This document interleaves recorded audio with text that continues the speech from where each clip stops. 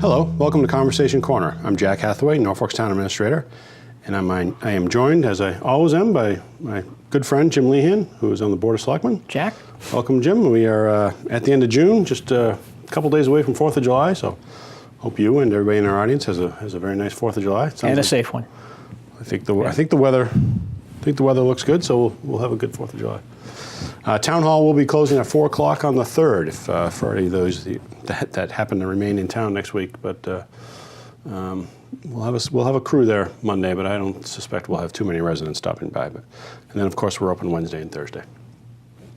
So we've got, it's been a while since we've done one of these it has. Conversation Corners, so I know we've got a number of things going on. So let's jump right in. We had the... Well, let's start with the exciting news. What's that? The police. Yeah, we had a groundbreaking at 14 Sharon Ave for our new police station, along with the Metacomet Emergency Communication Center. So that was a lot of fun. We did that Tuesday. We had all the folks there from the 4 towns, Franklin, Rentham, Norfolk, and Plainville. We had all the chiefs, fire chiefs, police chiefs. Even the rain couldn't diminish the pleasure of that day. Yeah. Long time coming.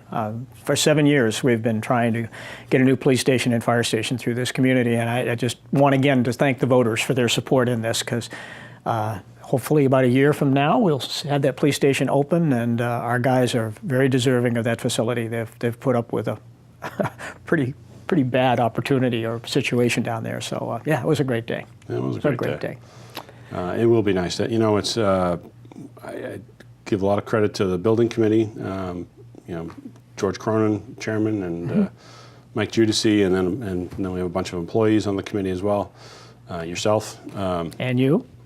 But they've done a great job. We have come together with a plan for a kind of a no frills, very functional building. It's not going to win any awards for being the most impressive building from the outside, but functionally it's going to be one of the best buildings, best police stations in the state. So I think I'm very happy with the design anyway, and now hopefully the contractor will deliver and give us a first-rate building. Yeah, and the good news is that we've started working on the fire station now, which is the current public safety facility, which will be exclusively for the fire. We're in the final stages of that design. Really, I think the only thing that the passerby will notice is that we'll be adding some bays onto one side. What they don't notice is all the work that's going to go on inside, because that's really where most of the problem is. The building doesn't look bad from the outside, but inside it's a disaster. Yeah. And there'll be a lot of work done, but that's exciting. I know the fire guys are thrilled. I think we're supposed to finalize the design of that probably end of August. Yeah, I think. It's pretty close, I would say, anyway, but there's a few more tweaks going on. Yeah. And I know we've said this before, but just one more statement. It's not always that things work out the way we like, but the bids on the police station came in under budget. Yep. So you're always nervous when you do your pricing on these projects as to whether or not the builders, the developers, are going to see it the same way we saw it. But in this case, just a little under budget, which is good news. So. Yeah, it's exciting, and I'm thrilled for the guys. Yeah, and there shouldn't be the good news, and you've said this, so I'm kind of stealing your thoughts, but at the police station there shouldn't be a lot of, because it's the building we're using there is really just a shell, and there's not a lot to it currently. There shouldn't be a whole lot of surprises down there. So we shouldn't have to dig into the contingency that we have for both projects. And then, and of course, then at the public safety building, there's more. There'll be surprises. Because you got to worry about hazardous waste. It's really, mostly asbestos, tiles and insulation and all that stuff. So it's. Yeah, and I know we've both said this before, but just to remind folks, this station is located down off of 1A, and I know we've talked about it, but it's certainly an understandable question where people say, well, isn't it a little awkward to have the police station at one end of town? And in truth, it really is irrelevant to the police because unlike most towns, our police don't sit in a police station all day long. They're on the road 24/7, patrolling every single street in the town of Norfolk. So it's really only shift changes where they're in the building. And of course with dispatch there, which is what we had in the old building, but that was a single person. Now we've got the redundancy of Metacomet. So it isn't, where that station is located is really not a concern to folks.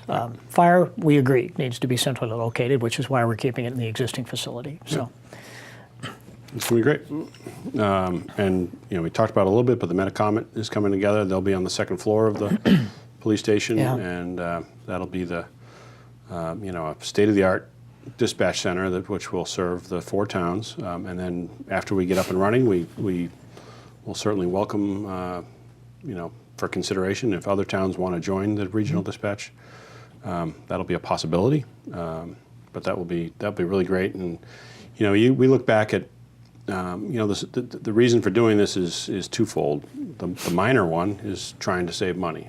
You know, you're trying to do things more efficiently, and you know, if we have out of the 4 towns, if we have 5 or 6 people on staff doing dispatch currently in the 4 different locations, 5 if you count Franklin Police and Fire, we try and do that with less people now.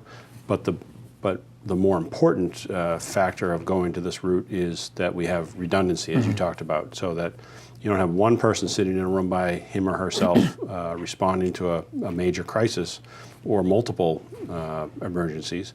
You've got you know, 3, 4, 5 dispatchers teamed together, and you know, when a major event happens, you know, they're dealing with it.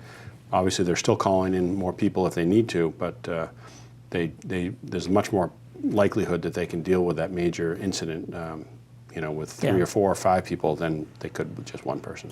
And the other part of that is that having all 4 towns now linked in this, they know exactly where everyone is. Yeah. So it's really combining the resources of 4 communities. And so if we have a resident that's right next to the Franklin line, for example, this dispatcher will know that there's a Franklin officer closer. Right. Versus a Norfolk officer who may be on the other side of town. So they'll have the capability of responding in a more efficient way, and there's just nothing bad about this.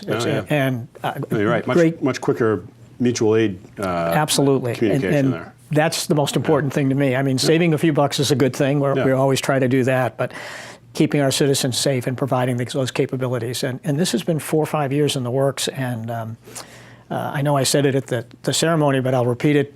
Kudos to you and your counterparts, because you know, New England politics is very proprietary. You know, we're always so reluctant to give up control, and to have these 4 towns come together, both the political element as well as all the chiefs, and in some respects giving up that control and consolidating it into a single function is a major deal. It is and hard fought, and so we're very grateful that the politics was put aside and that this has occurred, because we're going to be better for it. Yeah. And the residents in these 4 towns will be better for it. Absolutely. So it's a good thing. Next topic we wanted to talk about was the housing production plan. You know that well, in your role as a member of the Affordable Housing Committee, or the Affordable Housing Trust, that those folks are working on a housing production plan with Sue Jacobson, our Affordable Housing Director. Yeah. And so why don't you talk to us how that's going? Well, we used to have an Affordable Housing Committee that originally filed this plan. I believe it was in 2006 is when it started. I think the plan was brought into the state in 2008 or somewhere in that range, 2007. But it just kind of went away. It was a volunteer group, and once that got submitted, they kind of disappeared. So the Municipal Affordable Housing Trust has taken on that responsibility. And the whole process has gotten much more complicated. So we've hired a consultant that I think most folks know, hopefully, who has been working quite hard for some time. And we've seen our first draft of the plan. You know, we think we know our community, we think we know our town, and then you see all of the data and all the information that she's put together, and you realize that we don't know it as well as we thought we did. A lot of very interesting information. And we've brought in members of different groups. We've brought in realtors, members of boards, citizens to give input to this process. And we're going to have 2 public meetings on this as well. The first one coming up, I think, is July 17th. We're hoping to hold it at the middle school library because we're hoping to have a turnout that would be in excess of what we can handle at the Selectmen's office. And everyone is invited to this. The consultant will be going through the plan as it now stands, and then we'll have small table workshops. A number of us will sit down with smaller groups of citizens to talk about what's in the community and what we see the needs, what housing needs are there, what our capabilities are, and get everyone's thoughts on it. And that too will then be put into the plan. Then we'll have another meeting in September. The reason I know it's hard in July, a lot of folks in Norfolk aren't here, but we have a tight time frame, and we want to get this into the state and certified before the end of the year. So in order to do that, we had to hold one of these meetings in July. But there'll be another one in September for folks that can't attend the July, or you can attend both if you choose. But we're anxious for public input on this. Then once that's all completed and this will be submitted to the state, we expect quick response. This consultant's record, quite frankly, is 100%. So we don't anticipate any problems in getting certification by the state. And I know everyone focuses on this from the perspective of 40Bs, which are certainly on everyone's mind, but it serves a broader purpose.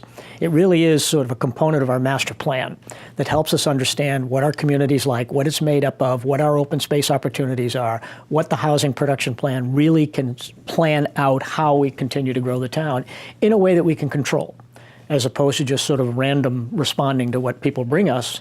This plan provides us a more proactive opportunity to try and plan the process more and to work with developers. There may be opportunities where we see certain spaces. Southwood's a good example. I know we're going to chat a little bit about that, where we want to bring a developer in to develop it in a way that it's acceptable to us, as opposed to a developer coming to us and trying to shove something, down the throat of our town that isn't acceptable to us. So it's a proactive plan. And the first draft, I have to admit, for me, was quite enlightening. Just not that we need to go into all the details, but you mentioned something the other day to me that was a little bit of a surprise. Oh, yeah. It is and it isn't, and let me explain. You talked about, empty nesters, senior folks, owning 3-4 bedroom homes, and wanting to downsize. And of course, I knew that, I hear it from certainly a tax point of view. People want to downsize from, paying a large tax bill. Sure. And then all the things that go along with a large house, utilities, et cetera. But we just don't have, the part I hadn't focused on was we don't have the inventory. There's nowhere to go. I'm thinking, there's a lot of small houses in different sections of town, but there really aren't. The inventory is just not there. Right. And, it was surprising. The demographics of the town, I think, are fairly well known, but what we don't always understand is where the needs are. And not only the empty nesters that have 4 or 5 bedroom homes that are looking to downsize, there are a surprising number. I was surprised at the number of single person homes, folks over the age of 65 who have lost their partner or spouse that are still living in their home. Probably a lot of them have lived here their entire life, and they may be on limited income and struggle. And the data was surprising to me. And there's no place for them to go. And that's not what a community does. We have to look at this collectively and almost holistically and look at all of our demographics and how do we help all segments of those demographics. And I think when folks see this and have a chance to read through it, you'll be, I guess I'm not surprised, but it was quite informative. Yeah. And the good news is that it's a great town. It's just a wonderful place to live. And when you read the background of the community, and I didn't know, for example, that we're part of a national forest component. There are a lot of things in our history that I think we're not aware of. That it'll be an interesting plan. I hope folks will take the opportunity to read through it when it's finally submitted and certified by the state, because it'll be a great planning tool for not only our board today, but future boards.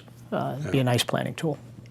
Well worth the investment. That'll be great. I know I've got a draft sitting on my desk, so I will. It's not a light read. No, I don't think it is. So you mentioned a little bit, very briefly, with Southwood. So we do know we have been approached again by the Archdiocese and the folks who own the Southwood property.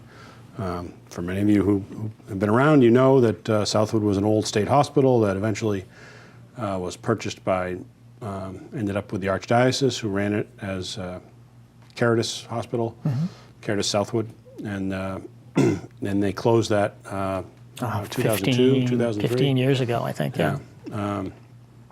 So they have been working to get rid of that land for a long time.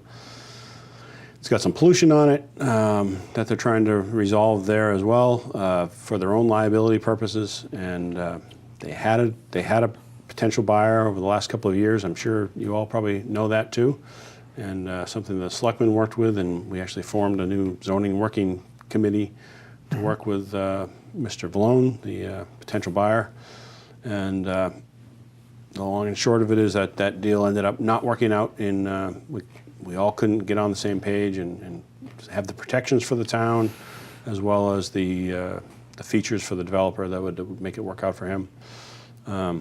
So that potential buyer has stepped out of the picture, and now Caritas has come back to us. I should say the Archdiocese has come back to us and wants to meet with some of the town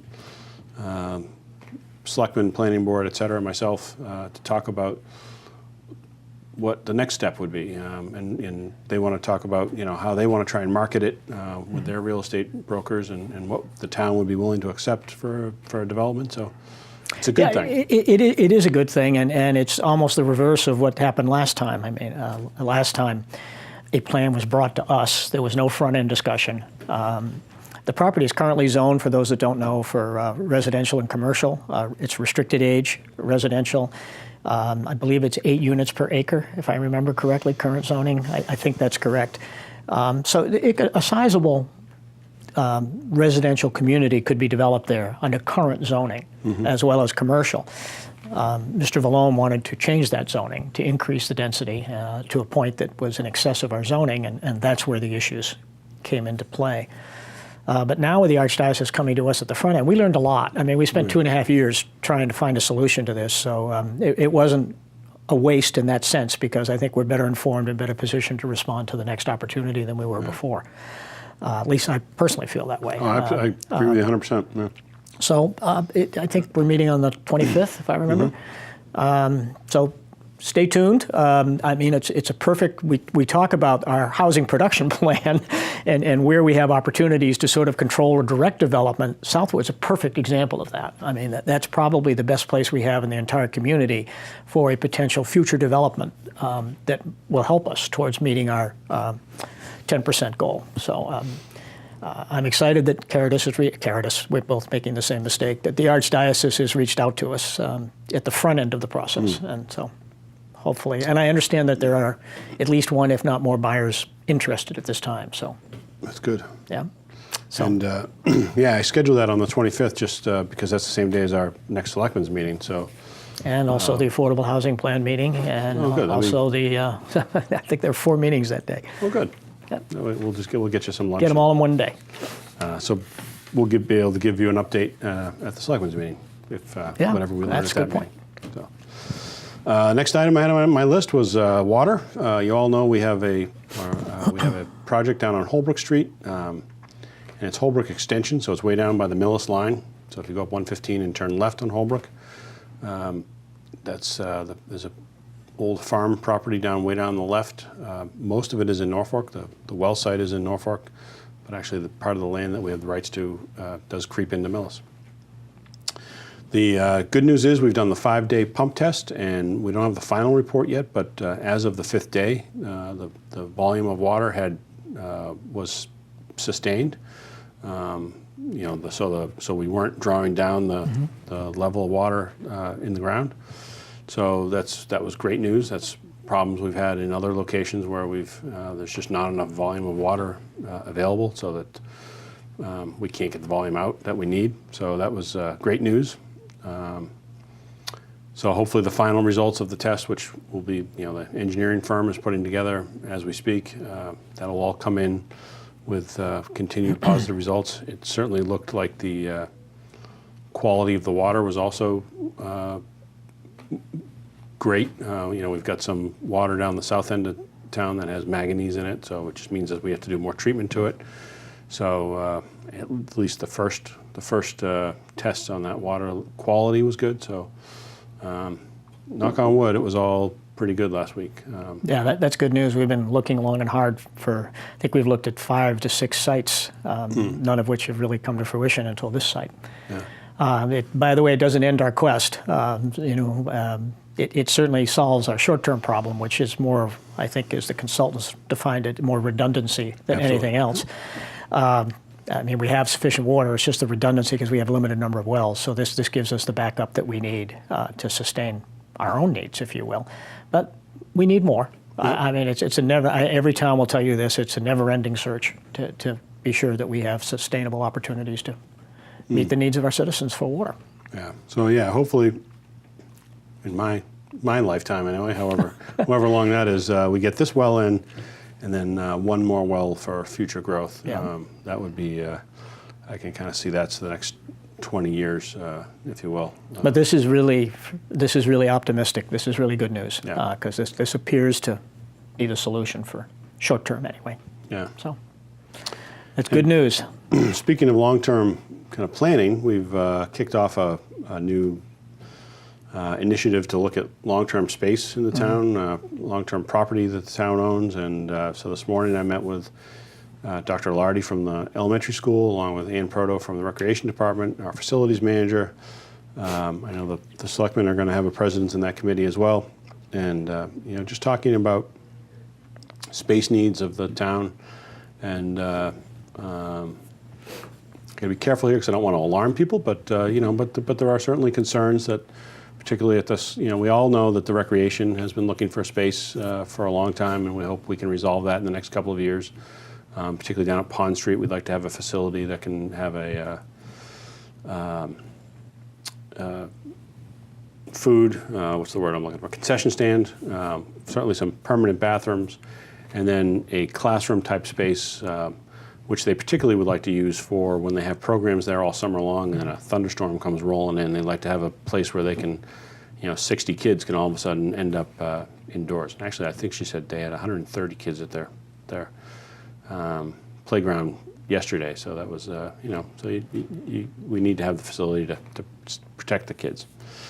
But we also talked to the school, and the school, because of, as you and I were talking off camera, not because of really traditional classroom space issues, but because of things that are going on, such as offering full-day kindergarten, having pre-K, pre-kindergarten needs, so for the 3rd and 4th graders, which is a combination of regular education and special education, and the schools take on the needs to educate 3-year-olds when there are special needs involved. And then there's a balance of having having classrooms with inclusion, so that what that means is, you have 60% regular education and 40% kids with IEPs, special needs kids. So we've seen growth there. So, and then on the other side, particularly at the Freeman Kennedy School, through the budget process and good planning the last 5 years, the school has brought kids back who were being shipped out to private schools. Again, kids with different.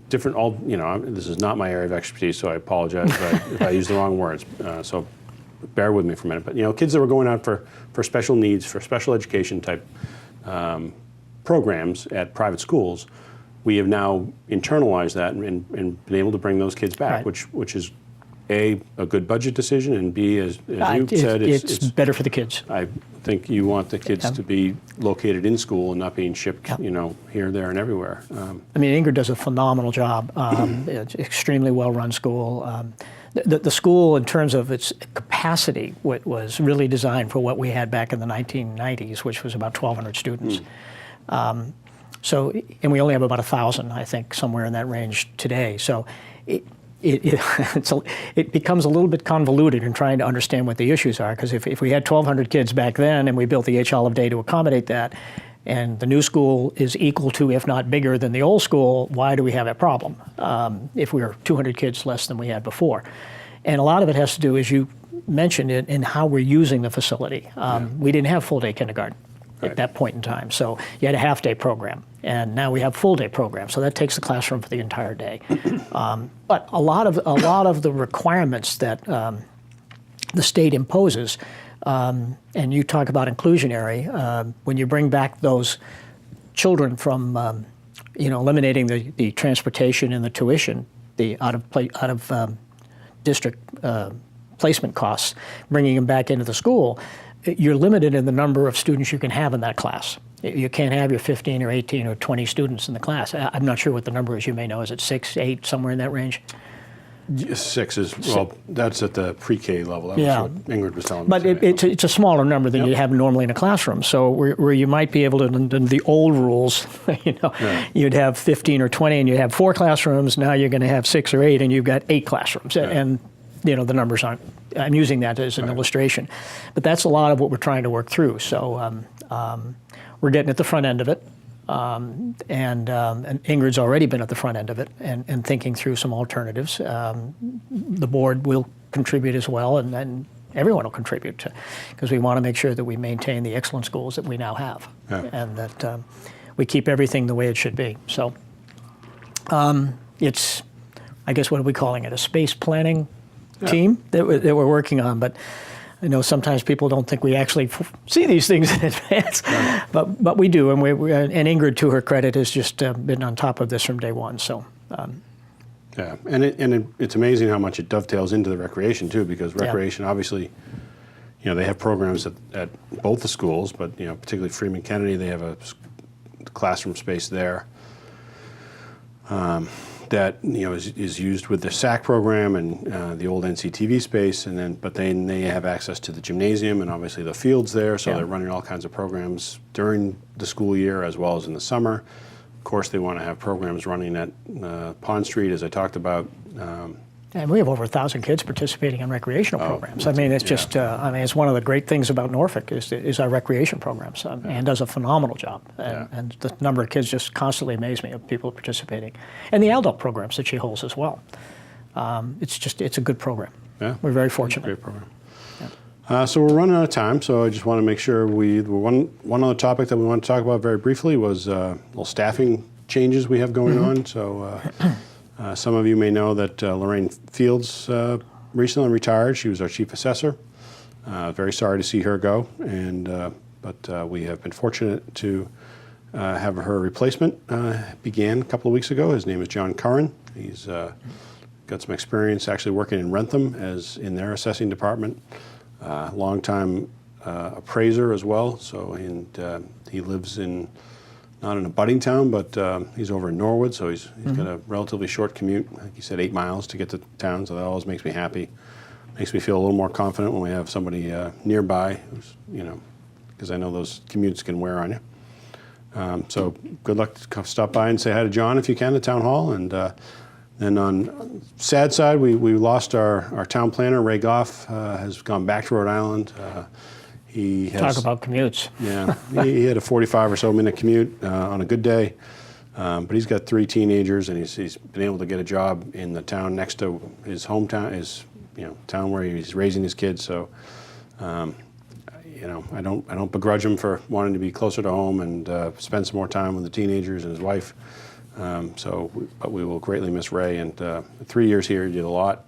Really kind of. Ray did more than he'll ever get credit for because it was a new concept. I think some people in part of the planning process may have viewed it as intrusive. Yeah. And it was really anything but. It was designed to be an assistance, if you will, and a way of simplifying and making things a little bit more streamlined. And I think even those that maybe felt a little reluctant at the beginning have acknowledged the fact that, this isn't a bad thing. No, so we need to find a good replacement for him. Yeah, no, that was an excellent. Yeah, that's a role that now that we have it, it's necessary to keep that position going. So I think that's the majority of what we want to talk about. Want to wish everybody a very safe and healthy July 4th. And again, I'll say it again because I just can't be more grateful than saying thank you, voters, for supporting the public safety facilities. It's really, really a big deal and very important. And I can tell you that our police and fire are very appreciative of it. And they do a phenomenal job. They do. And I second your words. So thank you. So have a great summer, everybody. And join us for the July 25th Board of Selectmen's meeting if you can, either on NCTV or in live. And I want to thank NCTV for hosting us here today. So thank you very much.